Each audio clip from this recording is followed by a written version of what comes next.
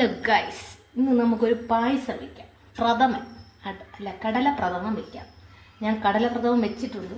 നിങ്ങളും കൂടെ ഞാൻ എങ്ങനെയാണ് വെക്കണേന്ന് കാണിച്ചു തരാം പായസം. അപ്പോൾ അതിൻ്റെ ആദ്യത്തെ ഇൻഗ്രീഡിയൻസ് എന്തൊക്കെയാണെന്ന് കാണണ്ടേ? ആദ്യം കടല വേവിച്ചത്, വെള്ളത്തിയിട്ട് കുറച്ച് നേരം വെള്ളത്തിയിട്ട് കടല വേവിച്ചത്. അത് കഴിഞ്ഞാൽ അണ്ടിപ്പരിപ്പ്, മുന്തിരി, ഇച്ചിരി ബദാം, അത് വീട്ടിൽ ഇരുന്നുകൊണ്ട് ഒരു മോഡലിന് വേണ്ടി എടുത്തതാണ്. അണ്ടിപ്പരിപ്പ്, മുന്തിരി ഇത്തിരി നെയ്യിൽ വറുത്ത് വയ്ക്കണം. അതുകൊണ്ട് ഇത് ശർക്കര പാനിയാക്കിയത്. ശർക്കര പാനി എന്നൊക്കെ പറയും, ഉരുക്കിയത് അത് തന്നെ. പിന്നെ ഇത്തിരി ഏലക്ക പൊടിച്ച് വെച്ച്, അതുപോലെ കണ്ട ഇനി ഇതാ ചവ്വരി വേവിച്ച് വെച്ചിട്ടുണ്ട്. ഇതാണ് അതിൻ്റെ ഒരു പരുവ. അത് കഴിഞ്ഞ് പാല് വേണം, പാല് ഫ്രിഡ്ജ് ഇരിപ്പുണ്ട്. ഇനി നമുക്ക് ചട്ടി കത്തിച്ചു കൊടുക്കാം. ഇതിനകത്ത് നെയ്യ്, ഇതിൽ നേരത്തെ ഈ അണ്ടിപ്പരിപ്പ് മുന്തിരി മറക്കാൻ വേണ്ടി വെച്ചു, അതിൽ തന്നെ നമുക്ക് ചെയ്യാം. ഓക്കെ അല്ലേ? ആരും കൈയൊന്നും പൊള്ളാതെയൊക്കെ നോക്കണം. പായസം വയ്ക്കാൻ അങ്ങനെ വിശേഷമൊന്നുമില്ല.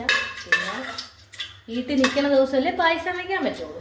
അങ്ങനെ ഇച്ചിരി പായസം വയ്ക്കാൻ വിചാരിച്ച്. അപ്പോൾ ഇതൊന്ന് നമ്മൾ സാധാരണ ഉള്ളവരാണെങ്കിൽ ചിലവർ വേവിച്ചിട്ടൊന്ന് മിക്സിയിലിട്ട് ഒക്കെ ഒന്ന് അരച്ചെടുക്കും. പക്ഷേ ഇവിടത്തെ സാറിന് ഈ ഇതിൻ്റെ സൗണ്ട് ഇങ്ങനെ കിടക്കണം. അപ്പം അതുകൊണ്ട് ഞാൻ അത് ഒരുപാട് കുഴച്ചില്ല. കടലയായിട്ട് പിന്നെ വേവിച്ചിട്ടാണ്. അപ്പോൾ ഞാൻ ഇതൊന്ന് നെയ്യിലോട്ട് ഇടും.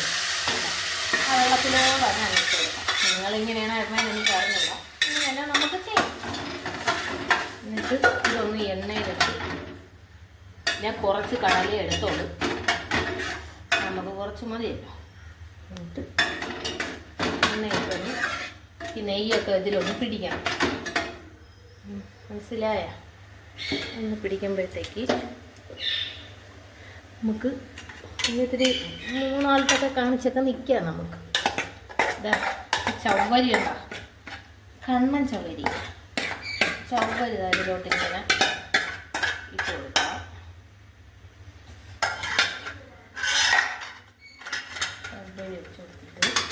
ചവ്വരി ഇതും കൂടെ ഇങ്ങനെ ഒന്ന് ഇളക്കി കൊടുക്കാം. അപ്പോൾ ഇതിലൊന്ന് നെയ്യൊക്കെ പിടിച്ച്, അല്ലെങ്കിൽ ചവ്വരി ഇതിൽ ഒട്ടിപ്പോകും. രണ്ട് ചവ്വരി ഇങ്ങനെ മിക്സായി കിടക്കും. നിങ്ങൾ അഭിപ്രായം പറയാൻ കഴിച്ചാലേ അഭിപ്രായം പറയും. നമ്മളെ സബ്സ്ക്രൈബറായ ഒരാൾ വരും, അവന് എന്നെ കൊടുത്തിട്ട് പരീക്ഷണം നടത്താം. ദൈവമേ, അങ്ങനെ കാത്തോളണേ. അപ്പം ആൾക്കാർ വിചാരിക്കും പരിപ്പ് കറിയാ, പരിപ്പ് പായസവും. ഇതിൽ കടല പ്രഥമനാണ്. പ്രഥമൻ ഇതിങ്ങനെ ചെയ്യുന്നതാണല്ലേ ഇഷ്ടം.